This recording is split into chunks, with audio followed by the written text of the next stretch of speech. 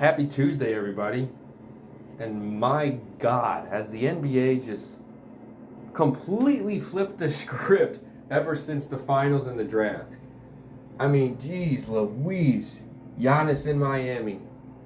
Miles Bridges in Phoenix. LaMelo Ball teamed up with Anthony Edwards in Minnesota. Look, I've been watching this league a long time. But I don't think I've ever seen a 24-hour news cycle tear down the fabric of the league quite like what we have witnessed in the last 24 to 48 hours. If you thought the draft night shuffling was wild, the last day has completely broken the basketball internet world right now. Shams Charania fingers have to be falling off at this point with the amount of news he is breaking left and right. We have a massive superstar trade officially finalized and stamped across the league desks. We have the greatest scorer in basketball history officially informing a legendary franchise that his era in Hollywood is done. And to top it all off, we are standing on the absolute precipice of the NBA free agency, which opens up for official negotiations tonight. Tonight at midnight. NBA free agency starts July 1st. I cannot wait. My God, the transaction floodgates are not just open, they have entirely ripped off every single door hinge to GM's front offices across the league. But tonight I'm going to be talking about the Ja Morant blockbuster, analyzing what LeBron's exit means for the Lakers and laying out prime targets to watch as the free agency madness officially begins. Lock in with me, guys. It's going to be a good one. Let's start with the trade that broke yesterday afternoon. The Memphis Grizzlies have officially moved on from the Ja Morant era, trading the two-time All-Star guard to Portland in exchange for Jerami Grant, Kris Murray, and some cash. Now, if you've been listening to this show, you know we talked about Memphis feeling out the market for Ja after they landed Cam Boozer on draft night, but seeing the trigger actually get pulled is still a massive shockwave. Memphis is clearly hitting the hard reset button around Boozer right now, moving off of Ja's contract after a couple of volatile, injury-riddled seasons where he only logged 79 games over the past 3 years. Getting Jerami Grant gives them an immediate, versatile defensive forward to pair with their new young core. But it is a clear culture and timeline shift down there in Memphis. Now, on the Portland side of this, the Blazers' war room is completely chaotic right now. You add Ja Morant to a backcourt that already features Scoot Henderson and Damian Lillard, creates an absolute logjam of ball-dominant guards. The word around the league from insiders like Chris Haynes is that Portland envisions a starting backcourt of Lillard and Morant, using Denny Avdija at small forward. But I'm telling you right now, keep your eyes on the phone lines. There is a ton of speculation that Portland is using this asset accumulation to mount a massive push for the Celtics All-Star Jaylen Brown. If they roll into next season with Dame, Ja, and Scoot all fighting for touches, the offense is going to be incredibly messy. It's a high-variance gamble for the Blazers, and it tells you that they are desperate to win right now, especially with that new coach on his ridiculous, just terrible contract that I've never seen anything like it. But it is what it is. That's a conversation for a different day. But, as this Ja trade has been massive. It got completely overshadowed at noon of today, June 30th today.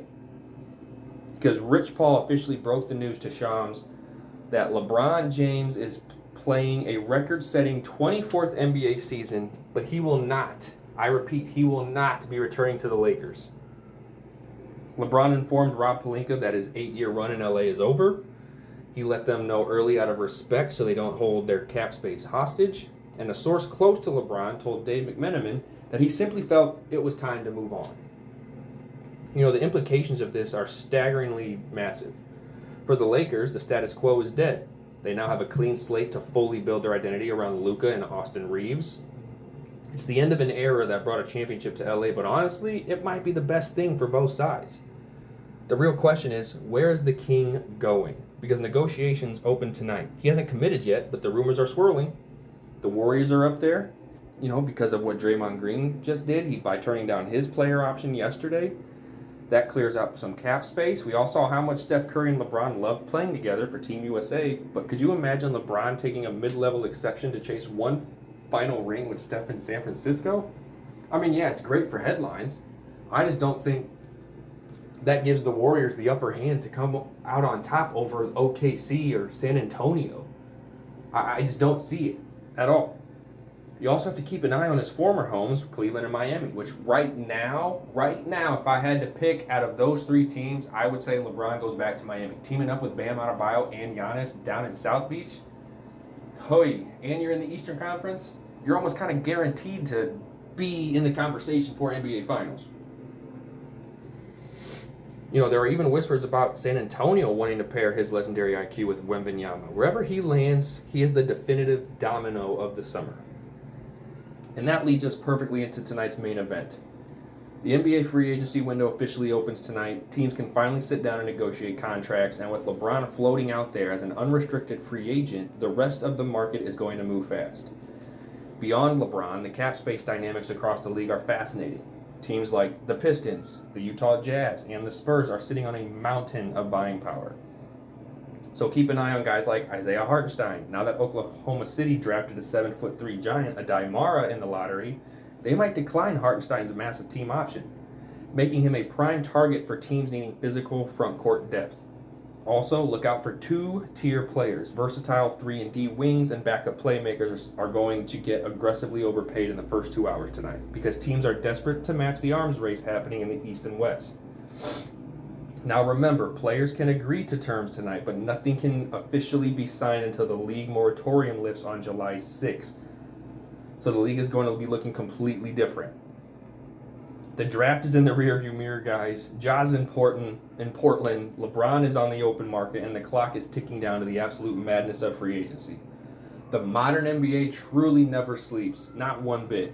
I want to hear from you guys. Where do you think LeBron James plays next season? Does he pair up with Steph in Golden State, go back to Cleveland, or surprise us all with another team no one's ever talking about? And what do you think of the Blazers trading for Ja Morant? Drop your thoughts below. Make sure to hit that subscribe button on Spotify and YouTube. Follow us on TikTok. Follow us on Instagram. We're going to be tracking the signings in real time, and I'll be dropping just some short reactions. Once I see some news, I'll be reposting stories on Instagram, posting stories on TikTok, so keep your notifications turned on. Appreciate you guys hanging out with me on an absolute legendary day of basketball news. Stay locked to the tape. Peace and love, and I will talk to you guys in a couple days.